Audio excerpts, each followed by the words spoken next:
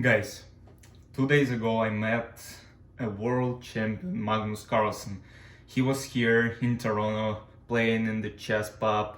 It was a cool experience and I saw Magnus for the first time in my life. This is the pictures and videos you can see here. So today, on Friday, he played his match in the finals of Champions Tour against Hikaru Nakamura. I want to analyze this match and give my own thoughts on the result. So let's start. So this is the first game Magnus played against Hikaru with white pieces. So the game starts with c4, knight f6, knight f3, e6, knight c3, g5, d4, d takes c4, e4, b5. Quite complicated line, it's already kinda sharp. Hikaru chose to play fun chess, I guess. So e5, knight d5, knight b5. I haven't seen this game before, so I see this position for the first time. So I'm just interested. Like, Hikaru chose this line. Obviously, it gives some opportunities for both white and black to have some good position, kinda playful. So knight b6, a3, knight c6, bishop a3, queen d7, goes back, queen c2. So yeah, the plan for black is to go knight a5, maybe knight b3, or knight a7, knight d5. Both maneuvers look absolutely good and normal. So knight a5 looks like chess.com gives it an accuracy, but I'm not sure. Seems like a plan. Defend c4 pawn, potential knight b3 jumps. This pawn on d4 is a potential weakness, so rook d1, trying to play d5 somewhere. Rook b8, so Nakamura tries to take over b file and create some counterplay.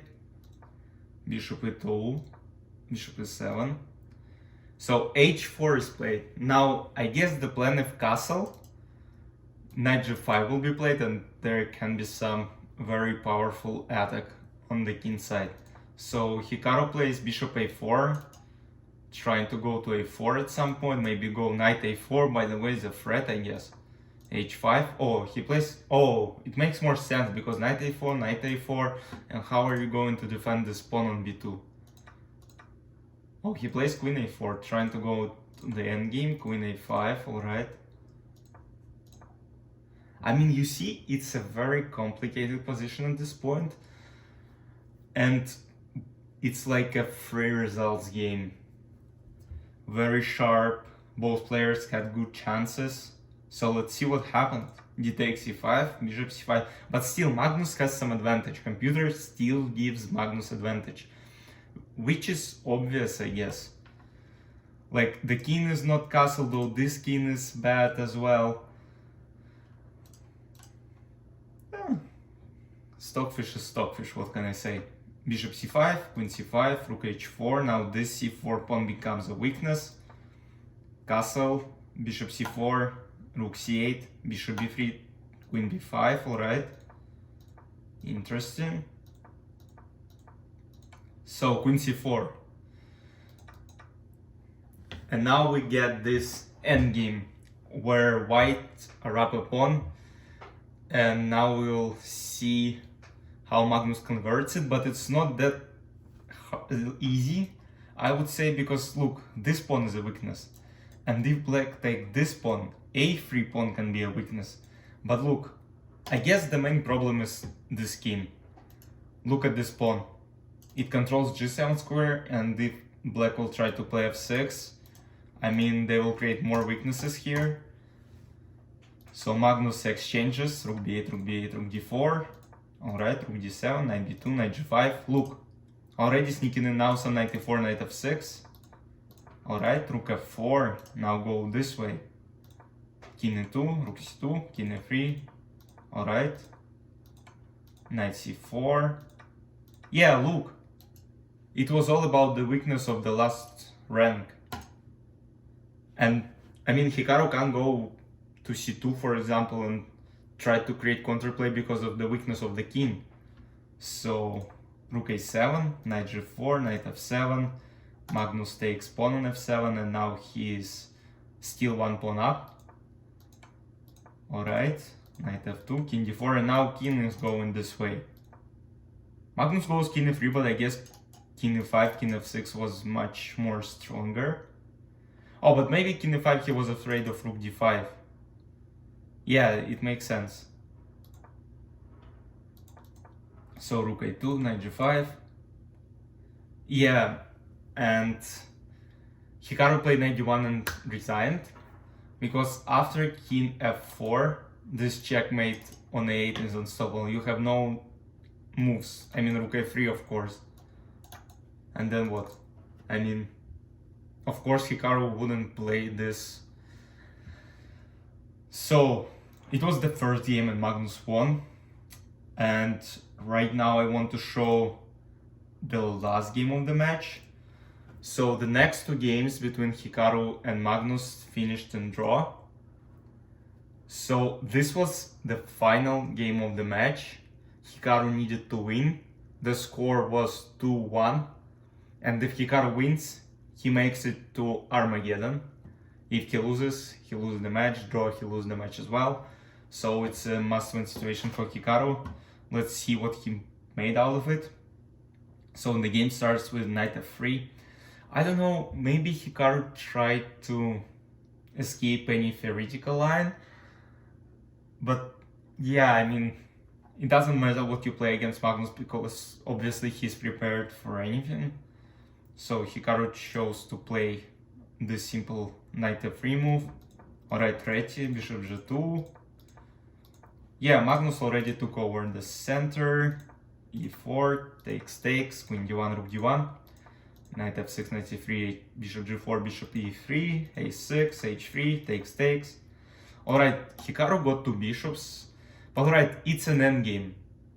So, and what's the chance of you all playing the Magnus in such endgame where it's absolutely equal? Yeah, you have chance, you have two bishops, but against Magnus it will be very tough. Yeah, now knight d4. Alright, knight f3, I guess a straight draw. Bishop e3, bishop h6. Yeah, now Magnus is better. Look, knight is on d4. This knight can go to knight b6, knight c5, no d5.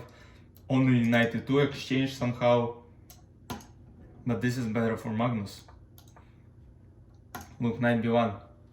So knight, I guess, jumped into c4.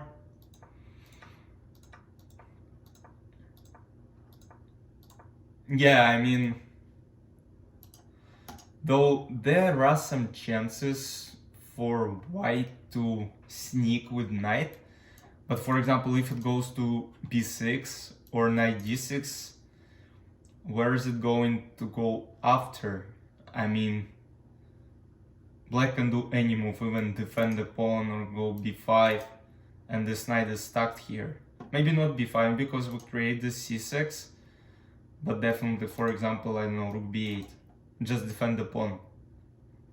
And white has nothing to do here. So knight a5 is played, attacking the pawn, still rook b8, rook d2, rook h8, rook d1, rook d8, rook d8, knight d8. And Hikaru sacked a pawn, I guess just to create some space for his king and trying to go forward and take some pawns. Magnus just takes it. Knight c4, knight f7, b4, rook c8, king e2, b5, knight e3, a5. So the plan is if b takes a5, rook a8, rook a5, rook a2. And it's very tough for white even to make a draw here. So at this point it looks like Hikaru gave up his pawn, and absolutely for nothing. He has no counterplay. Unless he... But look, this knight is a beast. It defends probably every square. And g6 controls, this is all controlled. So it's not easy to sneak in, and now rook a5 is threatening. Knight c2, rook a2. And now I guess it's what is called the vision, the mastery of the game. Magnus plays g4, sacrificing his pawn because king g4, rook f2 is played. And you take this pawn and probably you will go rook f4, rook e4 and take another pawn, then go rook c4, rook c3, take another pawn. So Hikaru plays h take g4 and now rook c2, rook d3. And I guess at this point Hikaru offered draw, and it doesn't really matter for Magnus because the draw is a winning result for him. So I guess he accepted it, but he could play on and win this. I mean, what could happen? Potentially knight g5 and knight e4 or h3, just rook f2. Or if king g1, I have no idea, maybe rook c1 and rook f1. Because rook d2, knight f3, and you will take this pawn. So yeah, Magnus wins AR Things Masters, the first tour of Chess Champions. So, I mean, it was a great tournament, great elimination bracket, great format as well. I mean, I enjoyed watching it, and of course Magnus won. He partied with us in Toronto. He had no way. So, I mean, he won the match. Great result for him. $30,000 in his pocket right now. Yeah, big congrats. So guys, I hope you enjoyed watching this. I mean, you can't imagine. I met Magnus Carlsen. I saw him drinking beer and whatnot. I mean, it was pretty fun. He was standing right in front of me, playing with people, enjoying himself, talking. I mean, it was fun. So I hope you enjoyed. See you in the next videos. Bye bye.